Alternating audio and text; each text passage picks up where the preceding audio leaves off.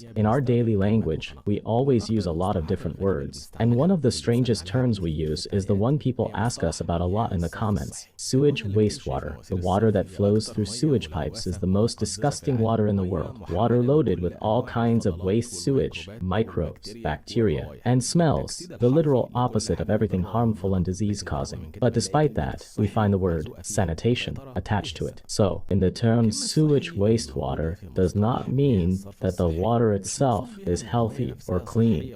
Rather, it refers to the relationship between the sanitation system and human health. What does that mean? Long ago, before there was an organized sanitation system in the form we know today, most people got rid of their waste, sewage in the streets, in irrigation canals beside houses, and elsewhere. Or, during certain periods, some peoples reached advanced levels and succeeded in building relatively advanced sanitation systems. But these systems neither lasted long nor became widespread everywhere. The norm was that people disposed of waste in a chaotic way, so it was thrown into the streets, flowed through open waterways, wherever it went, and unfortunately, most of the time, it was close to drinking water and would mix with it too. The most advanced thing they had back then was the primitive cesspit system, holes or chambers underground where household waste collected. When they filled up,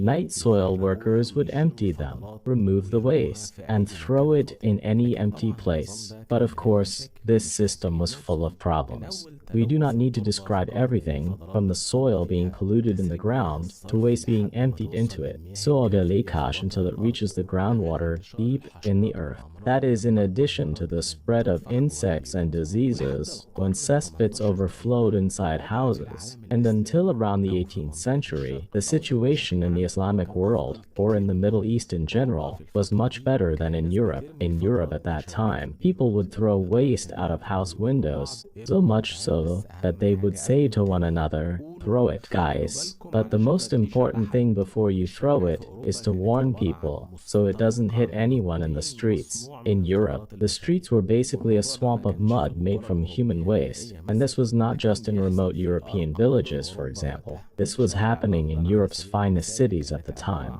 The streets of London, for example, were mud mixed with waste, and piles of waste themselves were surrounding houses and buildings from every direction. In the middle of these catastrophic conditions, a terrifying monster appeared, one no one could stop: cholera, and the rest was cholera. Cholera struck Europe and other parts of the world in successive waves and caused the deaths of tens of thousands of people in just a few days. The disease spread at a terrifying speed. A cholera patient suffered severe dehydration, their skin turned blue, and they could die within a few hours of the first symptoms appearing. Medicine in Europe then was very behind, and doctors believed in the miasma theory, the idea that bad air caused disease. It said that diseases and epidemics spread through bad smells. So people started panicking about the smell of the waste, sewage around them everywhere. They thought the smell was what caused the disease. They did not understand that the real danger was not in the air they were breathing at that time, but in the water they were drinking and using for food and drinking, because the waste had already mixed with drinking water. That is why all the medical advice produced no result. During the 1830s and 1840s of the 19th century, the situation became very serious, and cholera claimed the lives of more than 20,000 people in London alone, not to mention tens of thousands in Paris and Berlin and Hamburg, and other major European cities. The problem kept getting worse as the population grew, because there was more waste sewage being thrown away, and the Thames, which flows through the heart of London, was absolutely packed. It was a closed loop. People would rebel. Contagious waste would go down into the river. Water companies would take the water, distribute it to homes so people could drink it, and the rest would also contaminate and kill. In the middle of this state of fear and helplessness, an English doctor named John Snow appeared. He would change the course of medical history and the idea of public health forever. In 1854, a cholera wave hit the Soho district of London, and this district was one of the poorest and most crowded neighborhoods. In 10 days, more than 600 people died. Snow was no longer convinced by this miasma theory. He suspected the disease was spreading through something else, and so he decided to go out into the street and do something unusual. He started going around the houses where there were cholera deaths and marked the locations of those deaths on a map of the neighborhood. Then, after he drew the map, he found that all of the deaths were concentrated around just one source, a public water pump on Broad Street. So he decided that the water must be the cause. The pump was next to a pit for collecting waste underground, and the pit was leaking contaminated waste and mixing it with the drinking water that came from the pump. So John Snow decided to break the pump handle, and the result was that the death toll dropped significantly.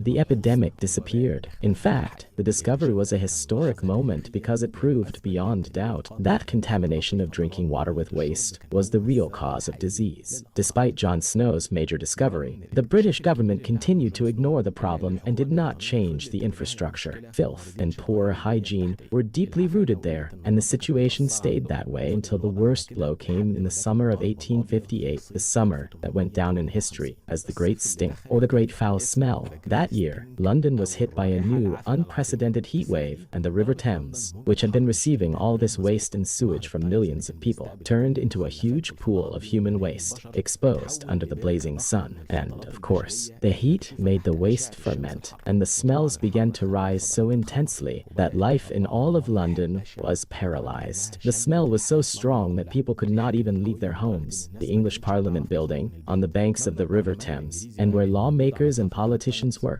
those who had refused to spend money on improving sewage found themselves unable to breathe inside Parliament. They started fleeing sessions and walking around all the time with handkerchiefs over their noses. That great foul smell was the trigger that finally pushed the government to act. And indeed, they allocated a huge budget to rebuild a sewage system to get rid of waste in the capital.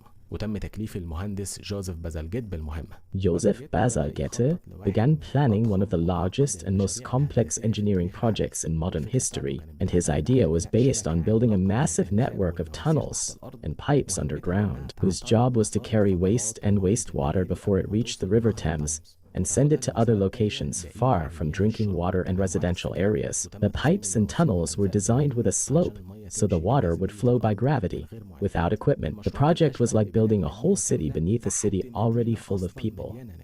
Bazalgette used more than 300 million bricks in the project, along with a pipe network stretching 2,000 kilometers. And the sewage system he built is still working in London to this day, and it is the foundation on which the sewer networks there are still built.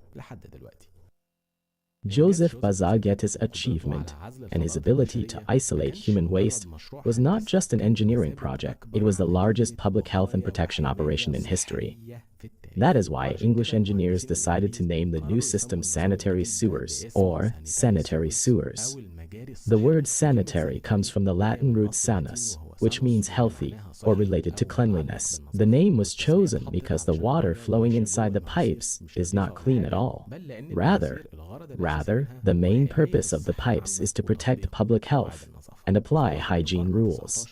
By the late 19th century, the system had spread beyond Europe until it reached us in Egypt.